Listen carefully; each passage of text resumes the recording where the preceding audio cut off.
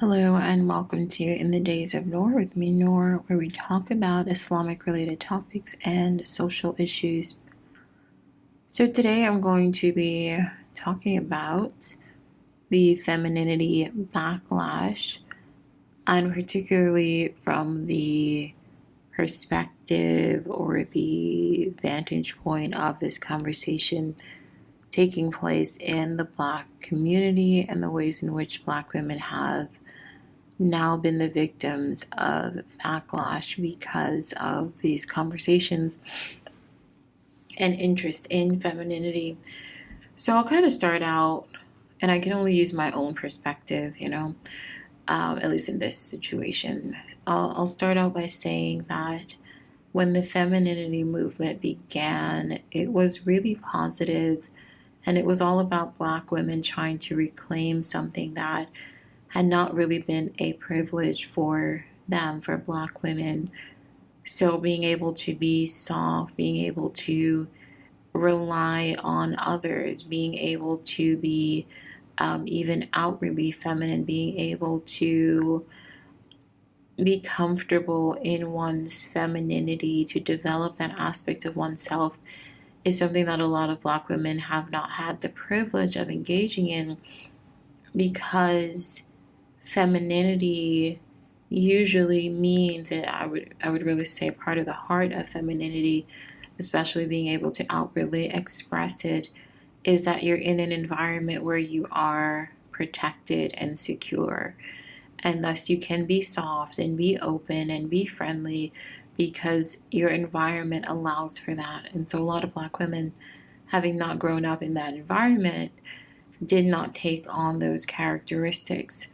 And so I think it was really positive when the femininity movement began and Black women were encouraging each other to experiment with being softer, with being more open, with being more friendly, and that perhaps in different environments it was actually okay and appropriate to be feminine, and that femininity could be useful and valuable, and that we were worth engaging in femininity, that we should not allow others to stop us from engaging in it.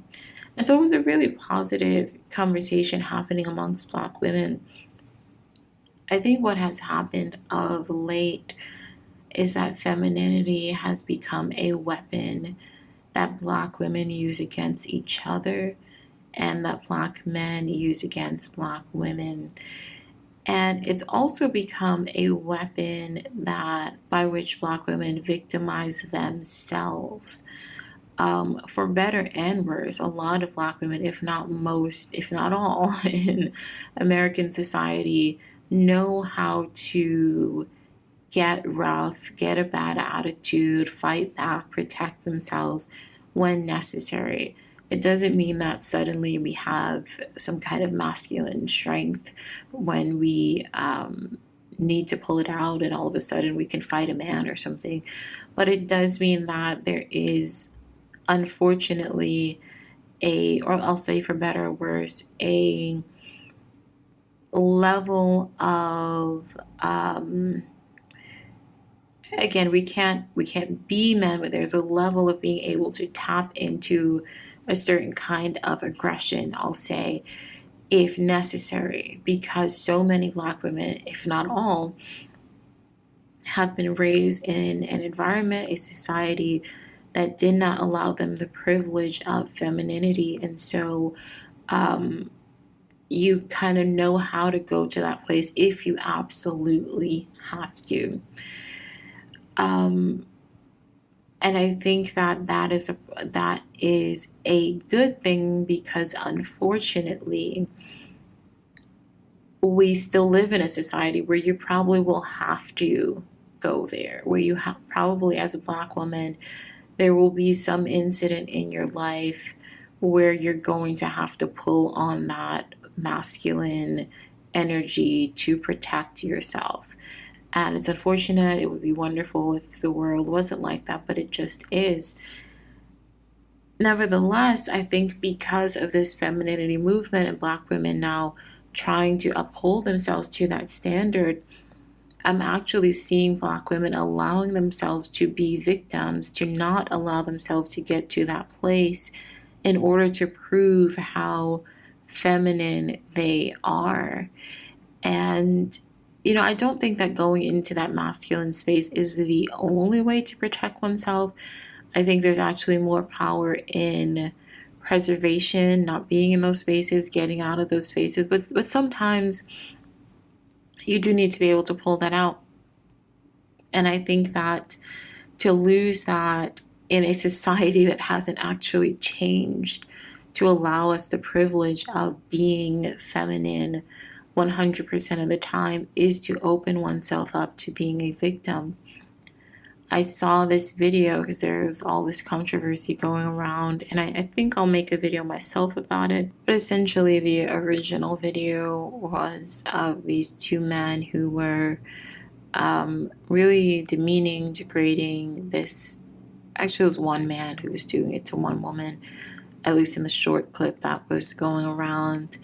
And that woman just simply left. I mean, she was a little hostile in return to his hostility, but she just eventually left. And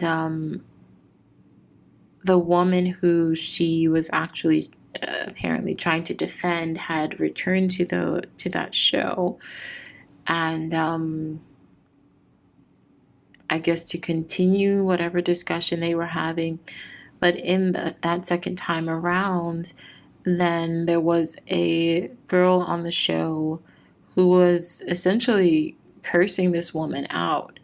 And the Black woman was being really soft and really non-combative. And there was a part of me, now that could be her personality, but there was a part of me that wondered if she was doing that in order to prove that she's not masculine. Because Black women, and especially Black women who are who are phenotypically Black, so the darker skin, the wider nose, the kinkier hair, all of that. And I would even go so far as to say fitting a certain aesthetic. So the ones who have long nails and long weaves and a particular kind of aesthetic have been those who have been degraded the most, both inside and outside of the community, and been called the most masculine. And there was a part of me that wondered if she was doing that, being extremely non-compatible with someone who was essentially cursing her out, because she was trying to prove that no, I am feminine, even though I fit this phenotype that you all say is masculine and all this stuff. No, I'm actually feminine. That's really scary, and that is what we can't allow to happen as Black women. And unfortunately, it's such a horrible dynamic. It kind of reminds me, and I guess it's a part of white supremacy, where it's kind of hard to fight back against it because you don't want to constantly have to be reacting to it, right? You don't want to have to say, well, I'm not going to do this because white supremacy wants me to do it, because you want to be able to actually make free choices that's not just reactionary to white supremacy. But you also don't want to say, well, I guess I will do it because white supremacy says so, right? Because you don't want to be a part of perpetuating white supremacy or just bowing down to it and doing whatever it says. So it's so impossible to win, so to speak. It's very difficult to, if she was combative in return, it would be a more proof, so to speak, for those Black people and non-Black people who say that women who look like her, who are phenotypically Black and fit a certain aesthetic, see, here's more proof that they are indeed masculine. If she's non-combative, then she just allows herself to be abused by these people. So I do actually think the best plan of action, when possible, is to leave. But if leaving in whatever situation is not a choice, it is not better. It is not superior. And I would even argue that it's not more feminine to allow ourselves to be abused just so we can prove that we too are feminine. Because for so many reasons, but society hasn't changed enough for us to allow ourselves to be in that position, right? As this other woman who is not black was cursing out this young black woman, the men said nothing to her, or at least they didn't say enough. They didn't stop her. The other women, including black women, did not say enough to stop her. There were some little murmurs like, oh, okay, that's enough. But no one got up and matched that person's energy to defend this woman, including the men. No one said, you don't need to shout, like, no one matched her energy, let's say specifically. And so we can't afford to be in those spaces and be abused just to prove that we're not the stereotype that people think we are. It's such a difficult situation. I also want to say that being masculine is not bad. Like, as a woman, most women want to veer towards the feminine, right? Because we're women, right? We want to be able to be women and be feminine and enjoy our femininity, both the outward forms of it and the inward forms of it. But being masculine, it's not like it's immoral, right? It's just a way of being. And in some spaces, it can be the most appropriate way of being. So I think that we can't lose that as Black women. It's a very curious sort of thing that's happening. So the reason why I mentioned this before, that I don't actually even think it's feminine to do so, is because a part of being a woman is to preserve oneself.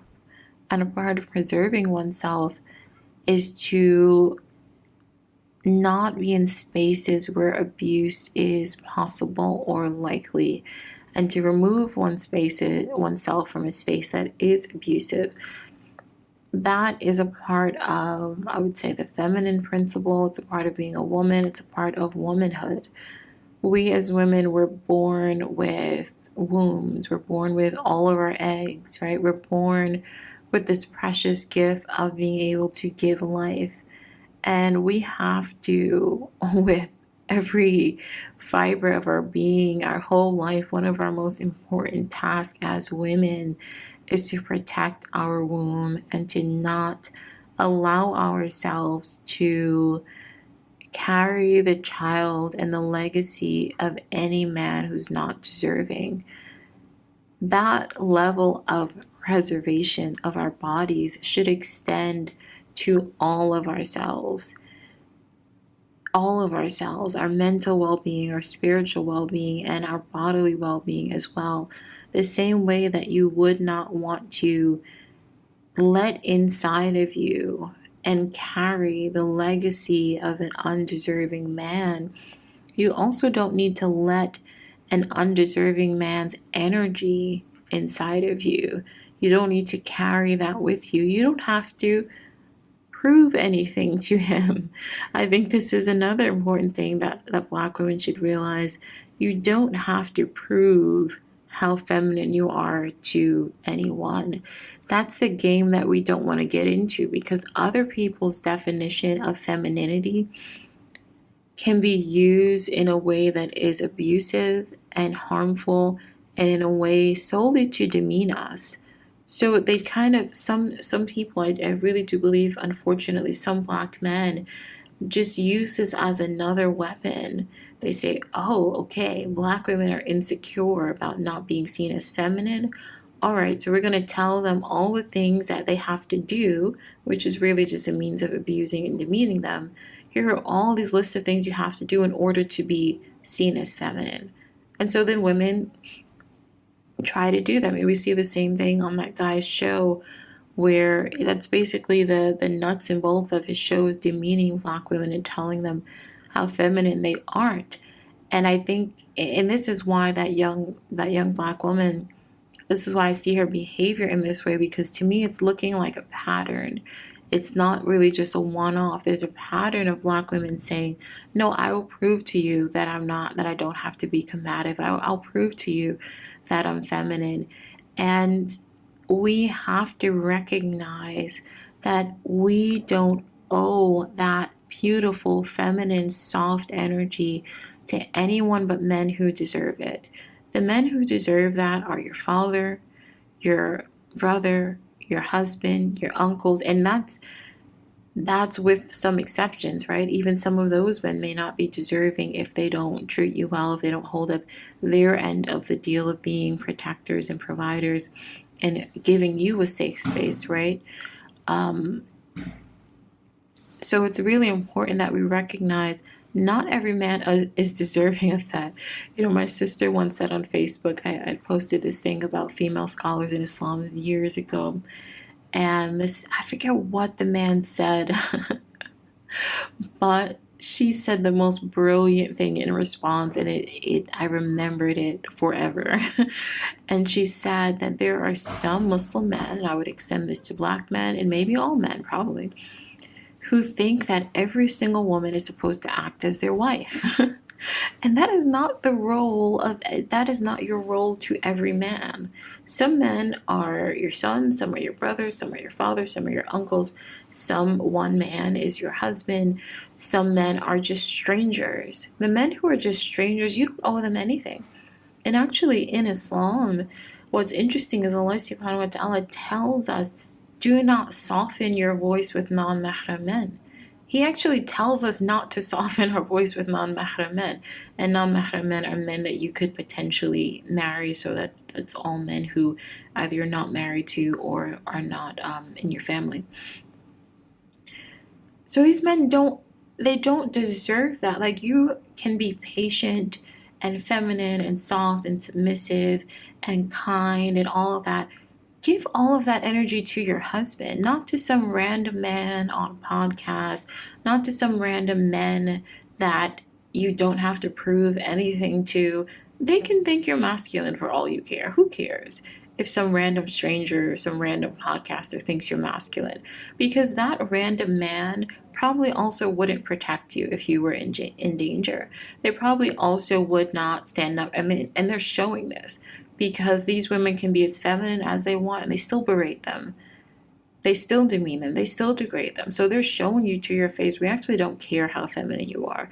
And there's actually nothing you can do to prove to me how feminine you are. It's a rat race that's going to nowhere. And so while femininity, it has so many benefits for ourselves as well as women, and I know I focused on Black women in this particular episode, it also unfortunately can be used as a weapon against us. And this is why I do get some of the feminist rhetoric, though it's not really applicable to me, to my life, to a lot of people. But there was, at least let's say for white women in particular, right? There was a time where they were upheld to the standard of femininity. You have to be a housewife, and you have to be here, all the rules of being a wife, and you do this when he comes, and you do that, and don't say this to him.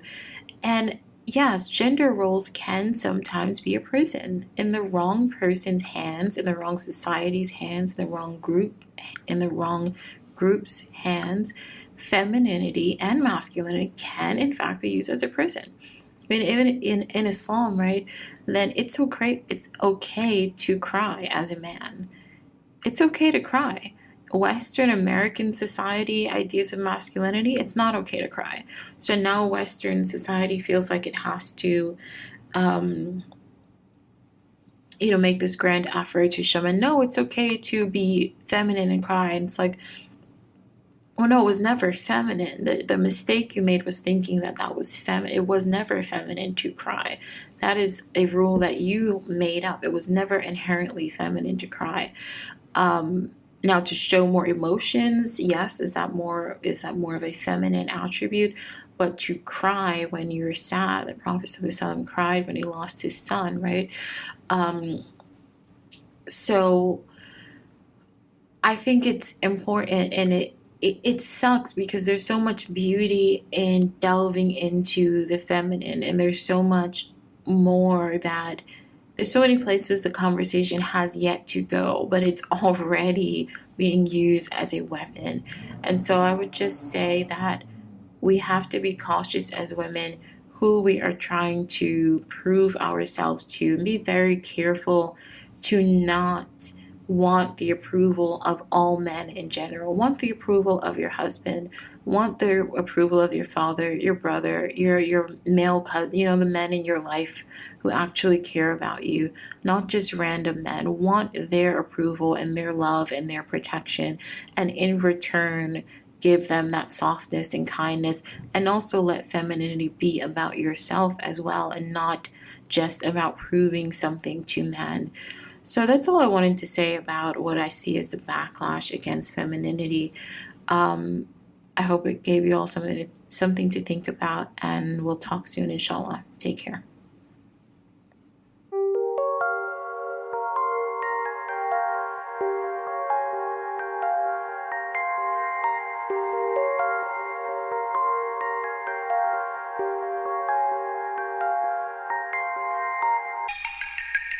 And then I thought, well, maybe if by trying to help other people through their troubles, it might get me through mine.